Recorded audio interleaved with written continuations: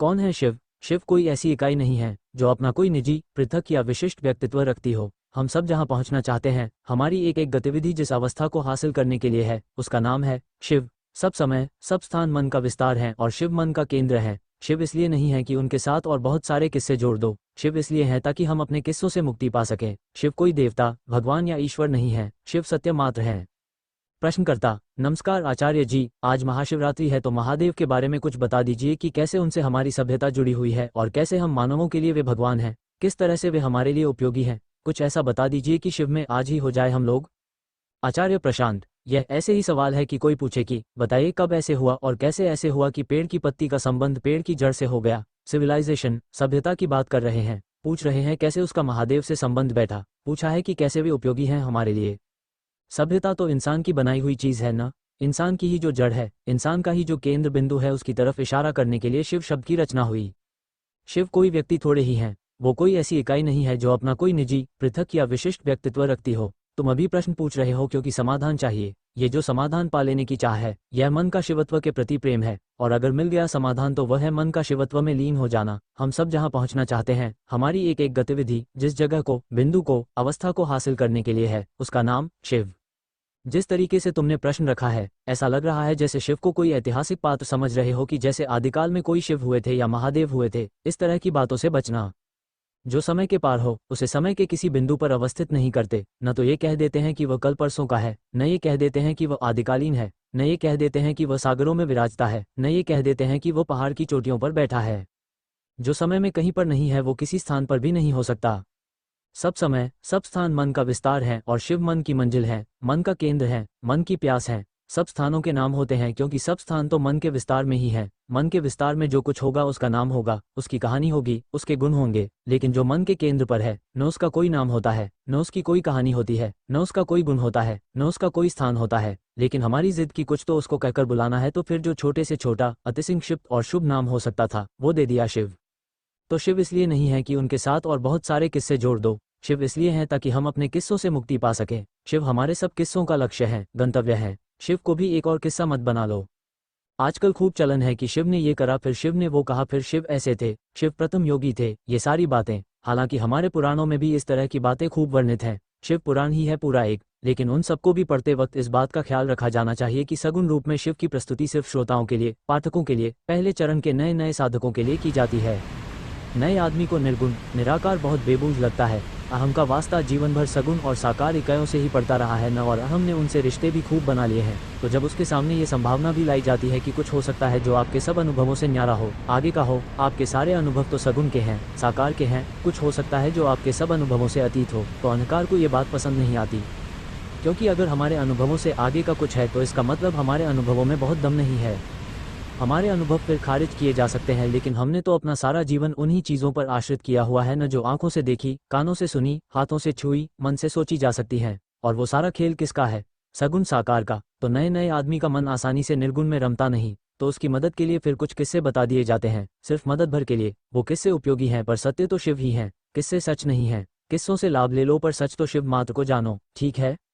देवता नहीं है शिव। पूछ रहे हो महादेव से हमारी सभ्यता का तुक कैसे बना, रिश्ता कैसे बना? ये सब काम देवताओं के होते हैं। उनके बारे में तुम पूछ सकते हो कि वैदिक सभ्यता के किस चरण में वरुण और इंद्र और मारुत आदि देवता होते थे, और फिर किस चरण में अग्नि आदि देवताओं की महत्ता कम हो गई। देवता आदमी के दिमाग की उपज हैं, इसलिए उनका नाता तुम समय आदि से जोड़ सकते हो। तुम ये तक कह सकते हो कि ईसा पूर्व इतने हजार वर्ष से इतने हजार वर्ष तक अमुक देवता का ज्यादा वर्चस्व था, और फिर 1000 साल बीतने के बाद इस साल से इस साल तक ये कुछ नए देवता हैं जो ज्यादा प्रभावशाली हो गए। ये सब बातें वहां करी जा सकती हैं।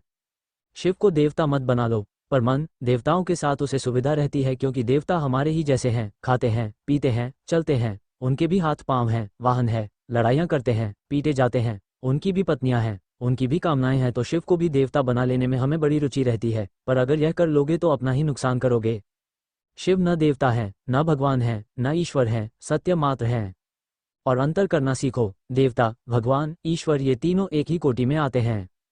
इनका संबंध मन से है, ये मन के विस्तार के लक्षण हैं। तीनों में से ही ब्रह्म सत्य कोई नहीं। शिव ब्रह्म सत्य मात्र है, न देवता ब्रह्म सत्य है, न भगवान, न ईश्वर। शिव है। हाँ, जो कहानियां वगैरह हैं जिसमें तुम शंकर विवाह वगैरह पढ़ते हो ना, कि शंकर जी चले भूतों की बारात लेकर के पार्वती को ब्याहने और ये सब, वो सब किससे किनके हैं?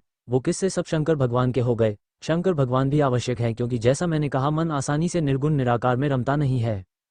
प्रश्नकर्ता आचार्य जी प्रणाम। पिछले वर्ष शिवरात्रि तक मित्रजनों के साथ धतूरे के नशे में मग्न रहता था। इस वर्ष आपके साथ सत्संग करने का मौका मिला। क्या अध्यात्म भी एक प्रकार का नशा है जो मुझे यहाँ खींच कर ले आया? आचार्य प्रशांत इस सवाल से क्या पाना चाहते हो? ये तो बड़ा काव्यात्मक सवाल है कि क्या अध्यात्म भी नशा है। मैं कह दूंगा नशा है, 15 मिनट बोल दूंगा। तुम पाना क्या चाहते हो? नशा? प्रश्नकर्ता नहीं। आचार्य प्रशांत फिर? प्रश्नकर्ता जब से आपको सुन रहा हूं तब से अध्यात्म की तरफ और आकर्षण हुआ है और अब खिंचा ही चला जा रहा हूं इसकी तरफ। तो मैं जानना चाहता हूं कि इतनी क्या शक्ति है जो इस तरफ और खिंचे चला जा रहा हूं, और सुनना चाहता हूं आपको।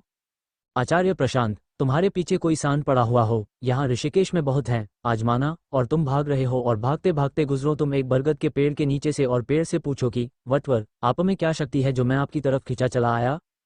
तो क्या बोलेगा पेड़?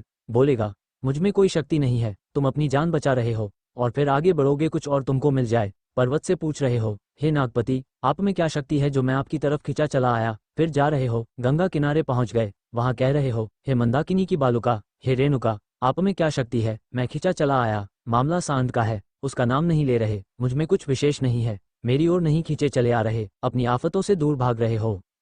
अध्यात्म में कुछ खास मिल थोड़े ही जाता है कि किसी दिशा में जा रहे हो तो वहां पर कुछ पालोगे। पाने का नाम नहीं है, जान बचाने का नाम है अध्यात्म। पाना क्या है? नशे में थे, बेहोश थे, कभी कोई सांड अपनी सींग से कोचता था, कभी किसी की दुलती खा लेते थे। नशा इतना गहरा था कि पिट कर भी हिलते नहीं थे। अब बस जरा सा होश आया है तो अपनी जान बचाने के लिए सार्थक काम कर रहे हो, दूर भाग रहे हो उन सब चीजों से जो तुम्हारी दुर्गति करती हैं। यही अध्यात्म है। कुछ पाने के लिए नहीं भाग रहे हो। जो सांड से जान बचाने को भाग रहा है, बताओ वो प्राप्ति की दिशा में भाग रहा है क्या? वो मुक्ति की दिशा में भाग रहा है? इन दोनों में अंतर समझना। दुनिया में आदमी जब किसी दिशा भागता है तो प्राप्ति के लिए भागता है। अध्यात्म में भी बहुत जोर से भागता है आदमी, पर सिर्फ मुक्ति के लिए, प्राप्ति के लिए नहीं। ये थोड़ी है कि सांड ने तुम्हें दौड़ा लिया तो बहुत जोर से दौड़ोगे तो तुमको कंठार मिल जाएगा, हीरे मोती मिल जाएंगे। पूछें आपको ये सब क्यों उपलब्ध हुआ मान्यवर? बोलें वो है पीछे लफंगा सांड, उसने दौड़ाया और हम बहुत जोर से दौड़े तो हमें उसका पुरस्कार मिला है। ये देखो हीरे मोती। जब सांड दौड़ाए और तुम दौड़ लो तो पुरस्कार में हीरे मोती नहीं मिलते हैं, बस जान बचती है। अध्यात्म यही है कि एक ही जिंदगी है, बर्बाद करे दे रहे हो, रोज पिट रहे हो। अरे बचा लो जीवन। मेरी तरफ इसलिए आ रहे हो क्योंकि यहाँ पिटाई नहीं हो रही, यहाँ कुछ विशेष नहीं है, यहाँ तेल मालिश नहीं हो रही है, यहाँ तुम्हें कोई खास सुविधा सहूलियत नहीं मिल रही है। समझ रहे हो? यहाँ कोई प्राप्ति नहीं हो रही है तुमको। बस ये है कि जब यहाँ आ रहे हो, इधर की तरफ बढ़ रहे हो तो उन सब चीज़ों से जान बचा पा रहे हो जिसमें अन्यथा फंसे रहते थे।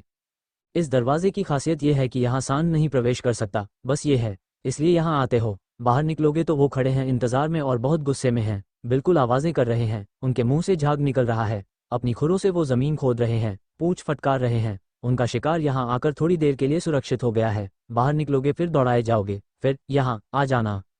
शिवरात्रि है आज, तो ध्यान शिव की प्रतिमा पर नहीं दो, शिव की महिमा पर नहीं दो। शिवरात्रि मनाने का, महाशिवरात्रि के उत्सव का सबसे अच्छा तरीका है कि तुम ध्यान अपनी हालत पर दो। यही शिवत्व है। शिव माने बोध। ऋभुगीता पढ़ोगे तो वहाँ बार बार शिव प्रकाश रूप ही हैं। उस प्रकाश में, उस रोशनी में खुद को देखो, अपनी हालत को देखो, अपनी जिंदगी को देखो। यही महाशिवरात्रि का पर्व है।